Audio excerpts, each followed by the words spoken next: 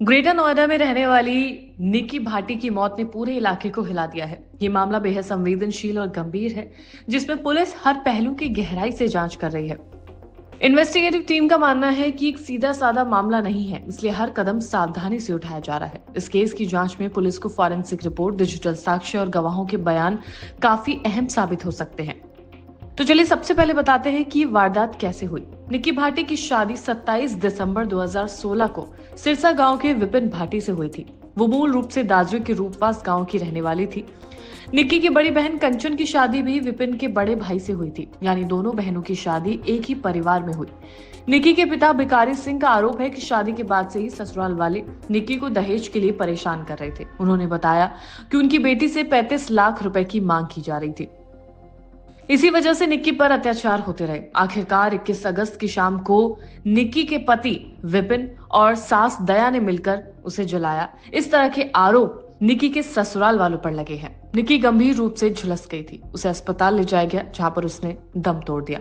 अब पुलिस इस हत्याकांड की सच्चाई तक पहुंचने के लिए हर जरूरी पहलू की जांच कर रही है। जांच के कुछ अहम बिंदु हैं।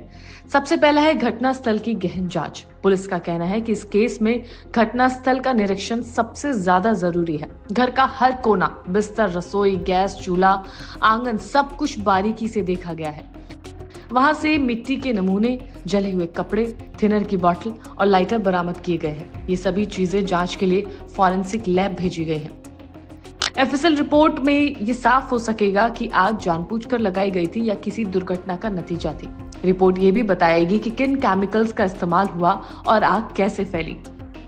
दूसरा है डिजिटल सबूत और सीसीटीवी फुटेज। इस केस में तकनीकी सबूत भी अहम भूमिका निभाएंगे। पुलिस ये पता लगाने की कोशिश कर रही है कि वारदात के समय आरोपी कहां थे। घर के आसपास लगे सीसीटीवी कैमरे की फुटेज खंगाली जा रही है। साथ ही ये भी देखा जा रहा है कि फुटेज में किसी तरह की छेड़छाड़ तो नहीं की गई है। इसके अलावा निक्की के पति, सास, ससुर और बहन कंचन समेत सभी संबंधित लोगों के कॉल डिटेल्स और मोबाइल की लोकेशन की जांच की जा रही है। इससे ये पता लगाया जाएगा कि घटना के समय कौन कहां था और किससे बात कर रहा था। तीसरा अहम बिंदु है गवाहों के बयान। पुलिस ने निक्की के पड़ोसियों और उन लोगों के बयान दर्ज किए हैं जो सबसे पहले घटना स्थल पर पहुंचे थे। उनसे पूछा गया कि कहीं किसी ने चीख पुकार तो नहीं सुनी, कोई शख्स भागते हुए देखा गया या नहीं। पुलिस को उम्मीद है कि गवाहों के बयान से असली कहानी सामने आ सकती है। चौथा पॉइंट है निक्की का डाइंग लोकेशन। निक्की के मरने से पहले जो बयान दिया गया था वो भी इस केस में अहम सबूत बन सकता है। ये बयान डॉक्टर की निगरानी में लिया गया था ताकि कानूनी तौर पर इसे मजबूत माना जा सके। डिक्लेरेशन को कोर्ट में काफी अहमियत दी जाती है, खासकर तब जब पीड़िता खुद अपना पक्ष रखती है। पांचवा पॉइंट है पोस्टमार्टम रिपोर्ट। निक्की की पोस्टमार्टम रिपोर्ट से ये तय होगा कि मौत की वजह क्या थी। क्या ये हत्या थी? क्या निक्की ने खुद अपनी जान ली या फिर किसी तरह का हादसा था? रिपोर्ट से शरीर पर चोटों के निशान, जलने की गंभीरता और मौत का समय जैसे अहम फैक्ट सामने आएंगे। पुलिस ने इस मामले में अब तक 4 आरोपियों को गिरफ्तार किया है। निक्की के पति विपिन को पहले ही जेल भेजा जा चुका है।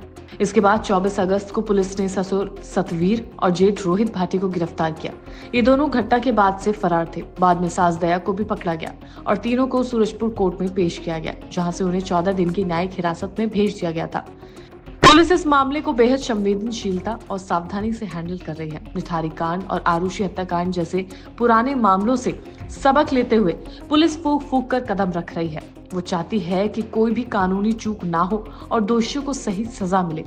इस केस में जब तक फॉरेंसिक रिपोर्ट, गवाहों के बयान, डिजिटल सबूत और पोस्टमार्टम रिपोर्ट आपस में मेल नहीं खाते, तब तक अंतिम निष्कर्ष निकालना मुश्किल होगा। लेकिन अगर सबूत एक दूसरे के साथ मेल खाते हैं तो ये केस पूरी तरह से मजबूत हो जाएगा।